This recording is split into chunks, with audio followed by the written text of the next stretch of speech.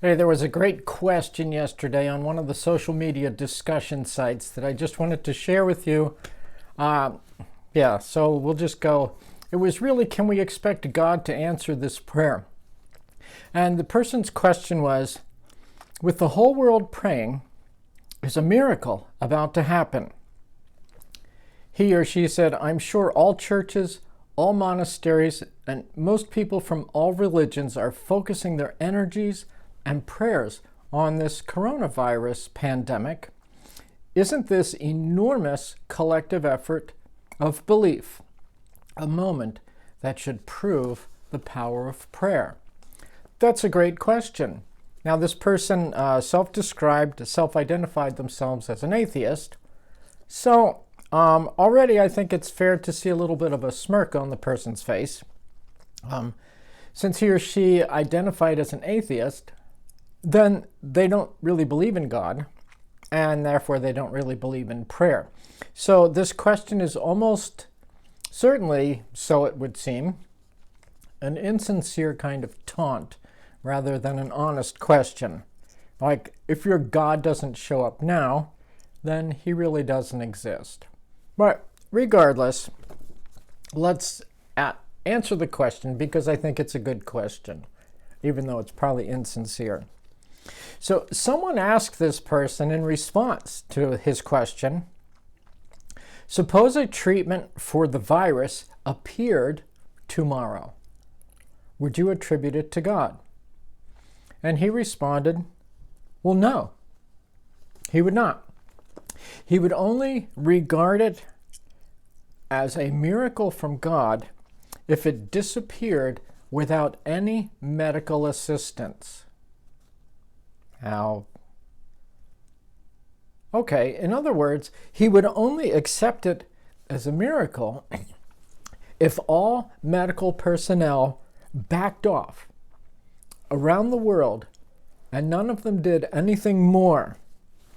That's not a very realistic expectation, and I think he has already stacked the deck to guarantee that God is going to lose this wager.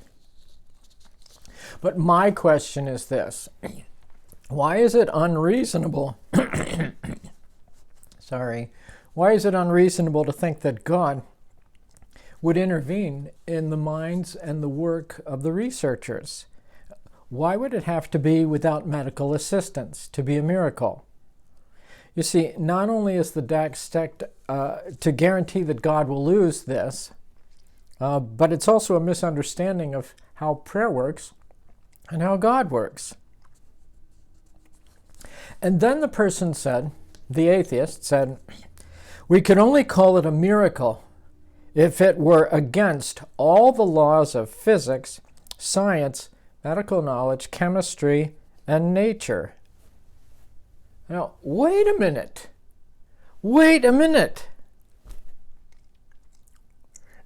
All the medical personnel would have to back off. It would have to happen instantaneously.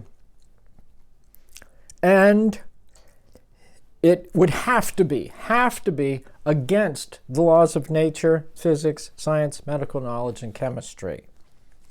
To me, this shows the utter unreasonableness of this atheist's argument.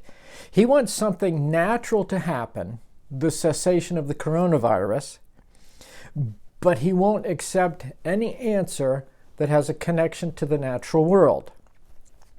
So, does everyone else see the explicit contradiction in this? It has to be natural to work, but it can't be natural or he won't accept it. To me, it's like asking it to rain, but you won't accept any downpour that has water in it. Or it's like asking God to create a circle, but it can't be round. And he would only accept it as a miracle if the circle were not round. So this person is saying that if God used any natural means, he won't accept it as a miracle. But if he uses unnatural means, he won't accept it as a miracle either. Because somewhere the miracle has to intersect with the natural world, and then you could say, oh, sorry, there was some connection with the natural world.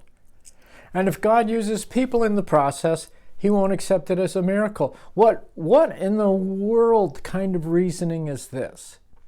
So maybe it would qualify as a miracle if, coincident with everyone being cured, since that's not enough by itself, all the cats in the world turned to chickens so we could eat them. Would that qualify as a miracle? But for some populations of the world, that wouldn't make a difference because they eat cats anyway. But you can't get buffalo wings off a cat, so maybe that would make it a miracle.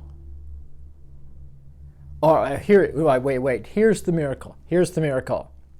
At the same time that everyone is simultaneously healed naturally, but nothing to do with nature, Elizabeth Warren wins the Democratic nomination and decides to eliminate all student debt out of her own bank account.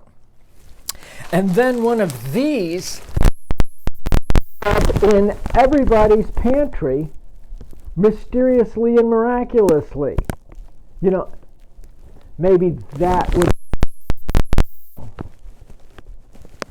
Now, full disclosure, we brought this more than a month ago before the Great American TP Russian Crush of March 2020. We were not part of that mayhem, but All right. But there are even more misunderstandings here. Yes, all religions are praying.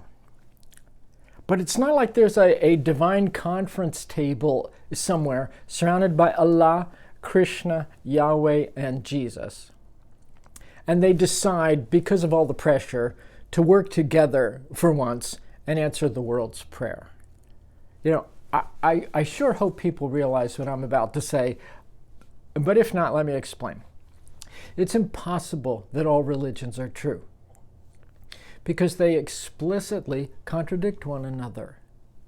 At best, one is true and the others are fakes. So even in this atheist question is implied that one of the gods is real and true. So we moved forward on that premise that the others aren't at the table. There is no table. And so it's also impossible that all roads lead to the same God. It is simply not possible. And that's because these roads go in completely different directions.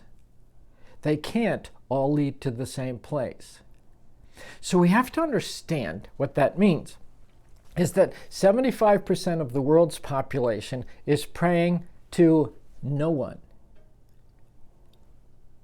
And it really doesn't matter that the whole world is praying, because even in the best case scenario, 75% of them are praying to no one.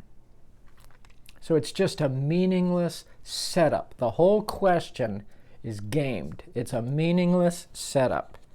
So, seriously, here is my 3-ply response to the question.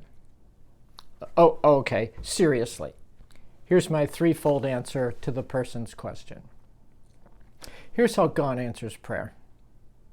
First of all, God often uses human means to accomplish his goals. He helps researchers, doctors, and technicians think well and arrive at solutions. There are plenty of times in the Bible when a miracle is God working through normal and natural processes. And it's the timing in some of these cases that shows us that it's a miracle, right? For instance, in the conquest of Jericho, it could easily have been an earthquake. Jericho actually lies on a fault line, but it happened precisely when the Israelites blew the trumpets. And that's what leads us to the interpretation that because of the precision timing, it leads us to that this was an act of God. And for instance, when God parted the Reed Sea, the text specifically says that the wind blew all night long. So there's no problem with God using very natural processes to do his miracles. Second thing, God works with a strategy called common grace. He built into humanity immune systems and the ability to fight off disease.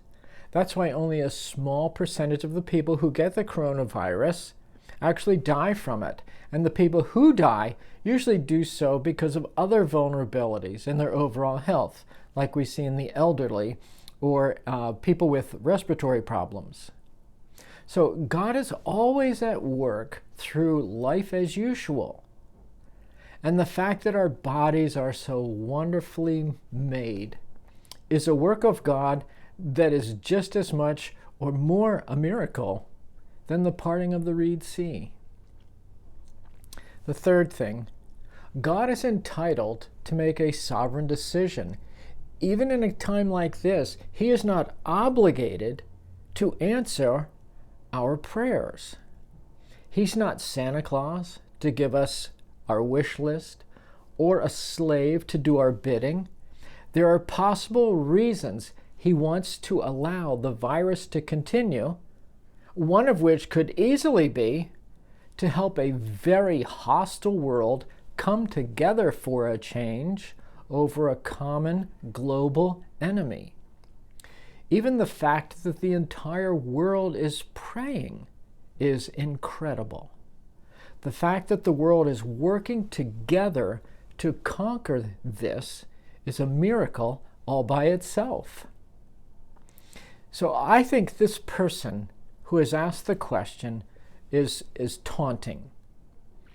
And he has set up impossible criteria for God to meet. I mean, really impossible criteria where there is no answer that He will accept as an answer. No wonder he doesn't believe or can't make sense of it. Because even if the virus disappeared instantaneously, simultaneously, suddenly from the earth, right now, he would not accept it as an act of God.